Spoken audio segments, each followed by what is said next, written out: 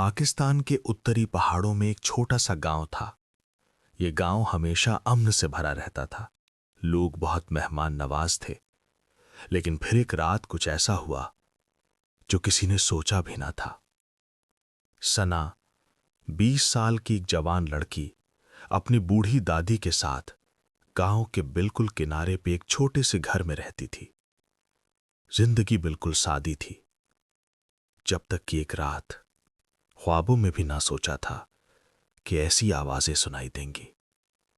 रात के सन्नाटे में खिड़की के बिल्कुल बाहर हल्की सी सरगोशियां। पहले तो लगा शायद हवा पेड़ों से टकरा रही है, लेकिन ये आवाजें साफ थीं, बिल्कुल करीब, जैसे कोई उसी कमरे के बाहर खड़ा बात कर रहा हो। अगली रात वो सरगोशियां फिर आईं, इस बार थोड़ी जोर से, थोड़ी ज्यादा वाज़ेह, कोई ऐसी जबान में जो सना समझ ही ना सकी। लहजा इतना ठंडा, इतना परेशान कुन कि उसका दिल धड़क उठा। वो डर के मारे खिड़की खोल भी ना सकी, सीधा दादी के कमरे में भागी। दादी जाग रही थीं, तस्बीह पकड़े, चेहरा बिल्कुल सफेद, आंखों में खौफ। सना, दादी ने सरगोशी की, इन आवाजों को मत सुनो, ये इस दुनिया की नहीं है। फिर दादी ने पुरानी कहानी सुनाई।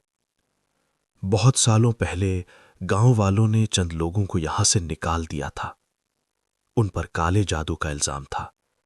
जाते वक्त उन्होंने ये जमीन पर बहुत बुरी बद्दुआ दी थी। कहा था यहां कभी किसी को सुकून नहीं मिलेगा। दिन गुजरते गए और चीजें और भी अजीब होती चली गईं। सना को अब रात को अजीब साए नजर आने लगे। वो साए जहां कोई रोशनी भी नहीं पहुंचती थी, वहां खड़े रहते। सरगोशियां अब उसका नाम लेकर पुकारने लगी थीं। सना, सना। गांव में खौफ छा गया। बच्चे बीमार होने लगे, जानवर रात भर में मर जाते। हवा में एक अजीब सी बेचैनी थी, जैसे कुछ होने वाला हो। एक दिन बाजार में सना की मुलाकात एक अजनबी बूढ़े आदमी से हुई। उसकी आंखों में एक अजीब सी चमक थी। वो सना के बिल्कुल करीब आया और धीमे से बोला, तुम्हें इस लानत को खत्म करना होगा, वरना ये तुम्हारी जान ले लेगी। सना का मुंह सूख गया। वो मुझसे क्या चाहते हैं? बूढ़े ने आंखें छोटी करके कहा, वो चाहते हैं जो उनसे छीना गया था। थोड़ी देर रुककर और धीमे से, खून। उसने सना को एक छोटी सी शीशी दी जिसमें काला सा तरल था। ये लेकर गांव के किनारे वाले पुराने कुएं पे जाओ। वो कुआं जो सालों से सूखा पड़ा है। इस तरल को कुएं में डाल दो और वो पुरानी दुआएं हिफाजत पढ़ो। लेकिन याद रखना, दुआ शुरू करते ही रुकना मत। चाहे तुम्हें कितना भी दर्द हो, कितनी भी चीखें सुनाई दें, कितनी भी हाथ तुम्हारी तरफ बढ़े, पहली किरण निकलने तक रुकना मत। उस रात सना ने वही किया। वो पुराने कुएं के पास खड़ी थी। सरगोशियां अब चीखों में बदल चुकी थीं।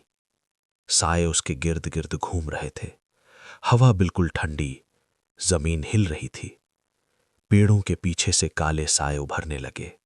उनकी आंखें लाल, बिल्कुल लाल चमक रही थीं। सना ने दुआ पढ़ना शुरू की। उसकी आवाज कांप रही थी। वो साए करीब आते गए। उनके हाथ बिल्कुल हड्डियों जैसे सना की तरफ बढ़े। चीखें और तेज और करीब। सना, रुक जा, रुक जा। लेकिन सना रुकी नहीं। दुआ बार बार, बार बार, आवाज टूटी नहीं। और फिर जब सूरज की पहली हल्की सी किरण आफाक पर उभरी, सारे साए एक साथ चीखे, एक ऐसी चीख जो दिल को चीर गई। फिर सब खामोश, साए गायब, लानत टूट चुकी थी। उस दिन के बाद गांव धीरे धीरे नॉर्मल होने लगा। सरगोशियां खत्म, साए गायब। सना ने उस रात के बारे में कभी किसी से बात नहीं की। लेकिन कभी कभी जब रात बिल्कुल काली होती है, चांद भी ना दिखे, अगर तुम बिल्कुल खामोशी से कान लगाकर सुनो, तो शायद बहुत हल्की सी, बहुत दूर से एक सरगोशी सुनाई दे, जैसे कोई अब भी इंतजार कर रहा हो।